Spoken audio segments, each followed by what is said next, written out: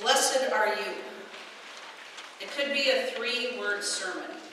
Blessed are you. I'm not going to ask for a motion because I know how this vote will go. If we say, should we just have a 3-word sermon today? Blessed are you. I do want to talk about it more for a couple of reasons. And the main one is, I think you know what blessed means. But I think all of us struggle to believe it sometimes for ourselves, or to believe the power that it has in our life.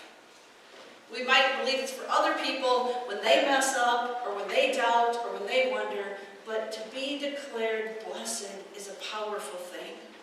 It is not blessings, like when we say, count your many blessings, name them one by one.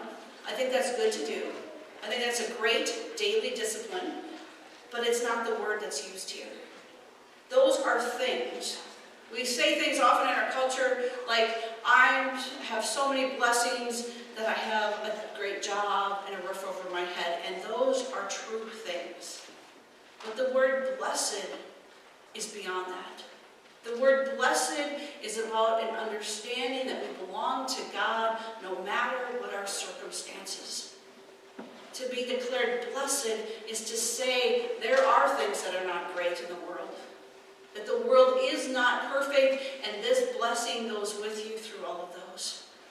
What is named in these Beatitudes? The poor in spirit. Those who speak up and try to promote peace. That means there is not peace. And that means there are things that disquiet our spirits. But what this declaration of blessing is to say you belong to God in all circumstances. That God is with you and for you. And a blessing cannot be earned. It can only be received. It is given to us. It is pure gift. There is nothing we can do to have enough strength, to have enough spirit, to pull ourselves up by our religious bootstraps. We are declared, blessed are you. There's a story in the second tumult of a man who's going across the desert.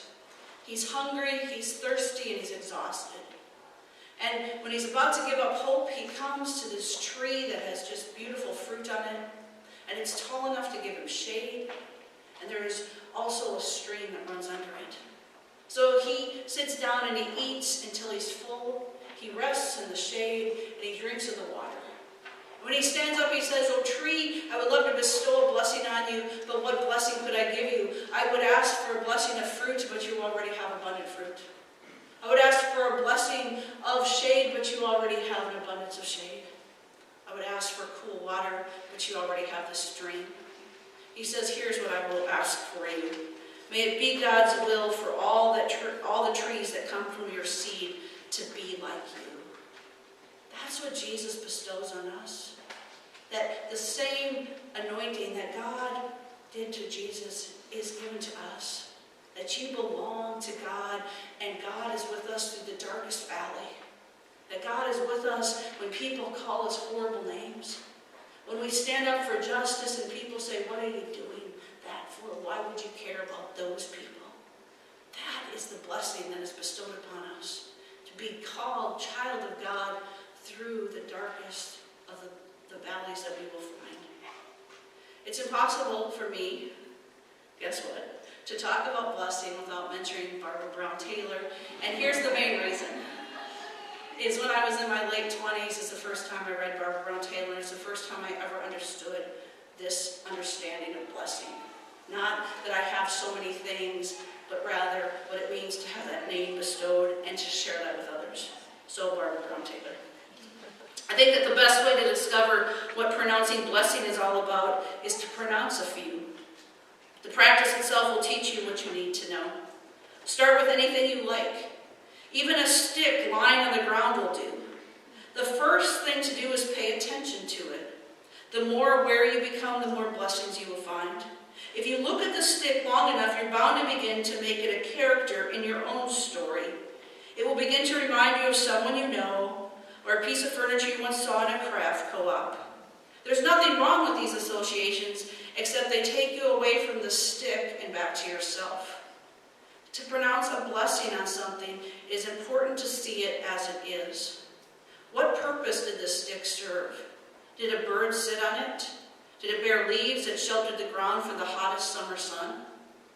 At the very least, it participated in the deep mystery of drawing water from the ground, defying the law of gravity to deliver moisture to its leaves. How does a stick do that, especially one this size? Smell it. Is the scent of sap still there? This is no less than the artery of a tree that you're holding in your hand. Its tissue has come from the sun and from the earth.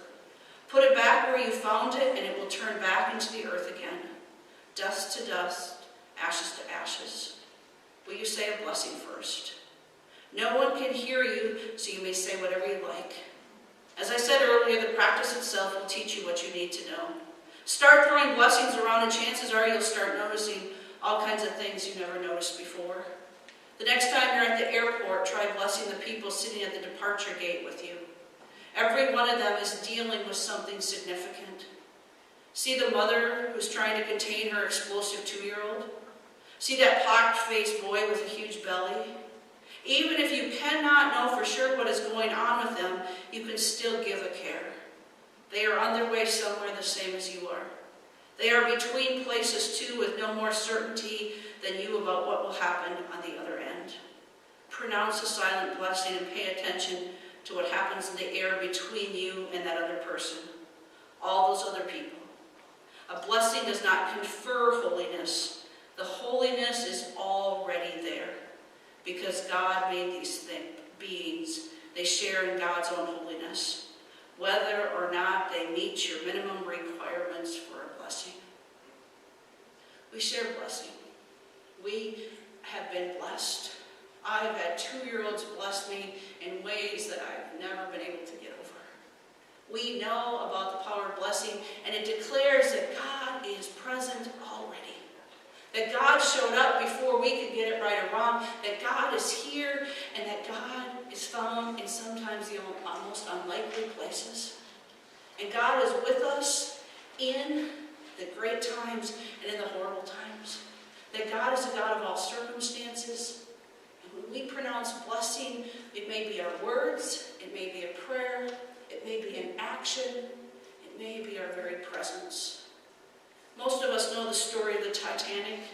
On April 15th, 1912, it hit the iceberg and began to take on water. And we know that the crew lowered lifeboats, and most of them were not even half full. And the people rowed away as other people began to hit the water. They did not turn back when they heard the cries, except for lifeboat number 14. Harold Lowe was the lieutenant in that boat, and he had convinced people near him to take on his passengers, and he went back for as many people as he could get. He knew he could not get all 1,500, but he went back for those he could.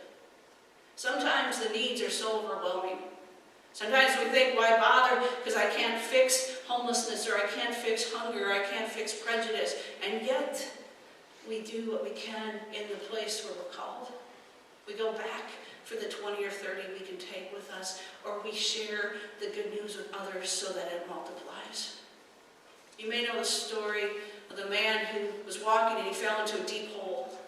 He couldn't get himself out, and pretty soon an insurance agent came along and he threw down a claim form for him to fill out and went away. Pretty soon a priest came along and bestowed a blessing. And finally his best friend came along. And he was so relieved when he heard his friend's voice, and then his friend jumped down in the hole with him. And he went, "What are you doing? You were my only hope." And the friend said, "I've been in this hole before, and I know the way out." We show up for each other.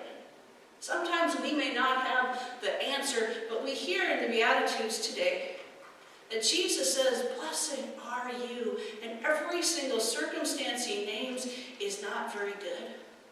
And he used things like poor and hungry because he knew it would offend the hearers of the day.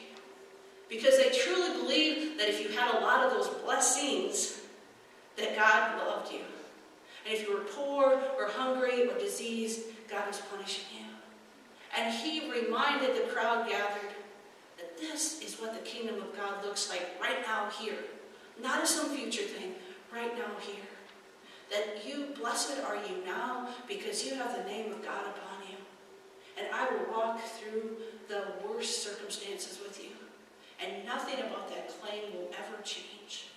That is what the Beatitudes remind us. They are not empty sounding things like, hey, there now, we're just going to always have poor people with us, or thank God, or count your blessings, or God's just trying to test you.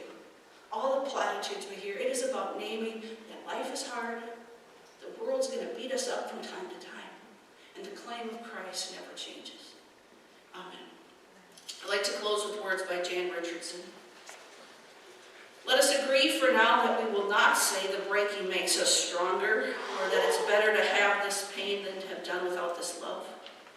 Let us promise we will not tell ourselves time will heal the wound when every day our waking opens it anew. Perhaps for now it can be enough to simply marvel at the mystery of how a heart so broken can go on beating, as if it were made precisely for this. As if it knows the only cure for love is more of it. As if it sees the heart's sole remedy for breaking is to love still. As if it trusts that its own persistent pulse is the rhythm of a blessing we cannot begin to fathom, but will nonetheless save us.